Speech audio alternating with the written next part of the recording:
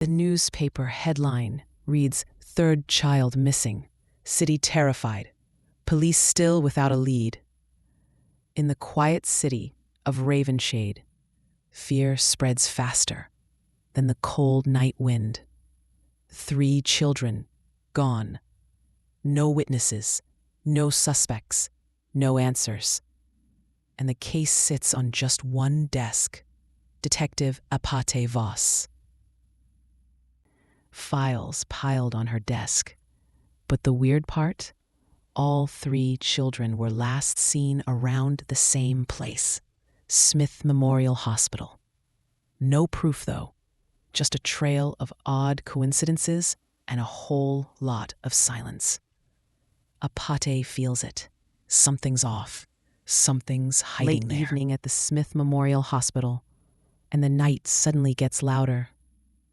An ambulance screeches in, sirens, lights, chaos. They rush a man inside, hand cut open, bleeding badly, but calm, too calm. Paramedics shout for space, pushing the stretcher through the hallway. And standing right there, Dr. Viola Smith and her husband, Dr. Aaron Smith, the owners of the hospital, both watching, confused, trying to understand who this stranger is. Morning arrives. Then it happens. Detective Apate Voss and Edwards walk into Smith Memorial. No greetings, no smiles, just eyes watching them quietly. They start their investigation, asking questions around, watching CCTV footages, empty frames, corrupted timestamps, too perfect to be coincidence. Finally, they reach the top floor. Dr. Viola Smith, Dr. Aaron Smith, owners, the golden couple of Ravenshade, but find nothing significant. Next day at the hospital, detectives visit again. The patient, the man from last night, is sitting upright. IV needle pulled out, blood dripping down his arm. Expression calm. "Sir, you can't do that. You're bleeding. What are you—" He looks at her. No fear, no pain. Dr. Aaron Smith bursts into the room. "You can't do this. This isn't a game. If you pull that out again, I'll have to report it." The patient lifts his eyes, slow, still smiling. The door is half open. Apate hears the commotion and checks in. The patient looks at her and still smiling. "Aaron says everything is fine, detective." Apate, still doubtful. Afternoon settles over the hospital. Heavy, slow. The patient's burner phone buzzes. He answers without hesitation. "You take care of your side. I'll do it tonight. Just remember your promise." In the evening, the patient calls the nurse inside. "Tell Dr. Viola the harvest is complete." The nurse doesn't understand, but Viola will. The nurse repeats the message in Viola's cabin.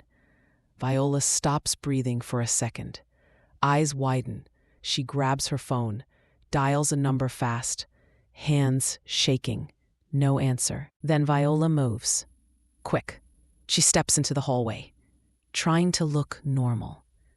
She passes Dr. Aaron Smith, Apate, and Edwards. She opens her mouth to speak, but stops. Whatever she meant to say never comes out. The detective notices the fear. Viola reaches room 308, breathing hard. The patient stands there. She steps inside. The door closes. A scream. Sharp, short, cut off too fast. Down the hallway, Apate and Pascal look up. Aaron stops cold. They run. They burst into the room. Viola on the floor. Blood spreading fast. The patient standing above her. Scalpel dripping. Calm. Almost proud. For a second, no one moves.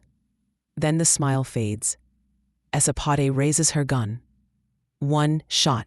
He drops. The room goes quiet.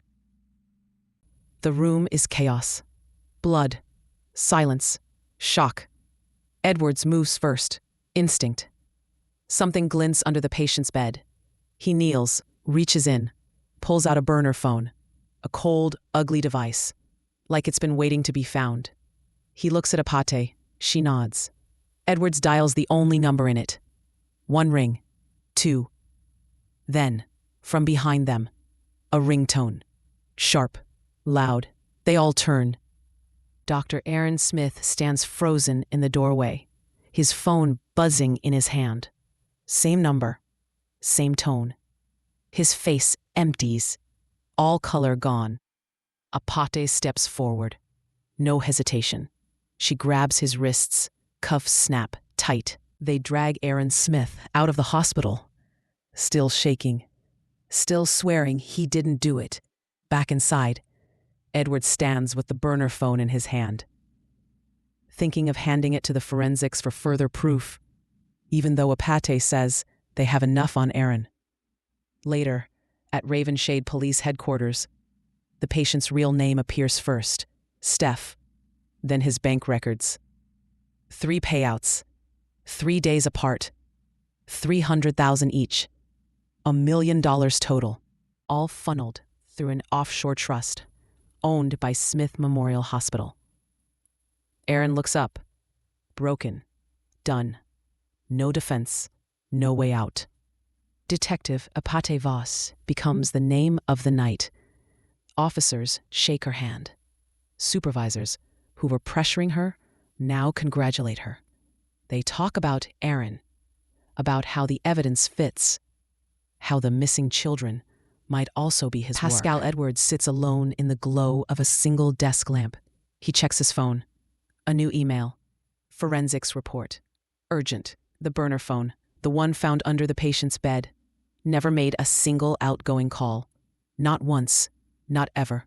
Except today, the call Edwards made to test the number. Every other entry in the log is incoming. Always from the same source. Not calling out. Only receiving. Edwards stares at the screen, confused. A number the phone never dialed. A number that shouldn't exist. He hesitates, then presses call. The line rings. Far across Ravenshade, a lone figure stands on the old stone bridge. Detective Apate Voss. Coat drifting in the wind. A faint vibration hums in her pocket.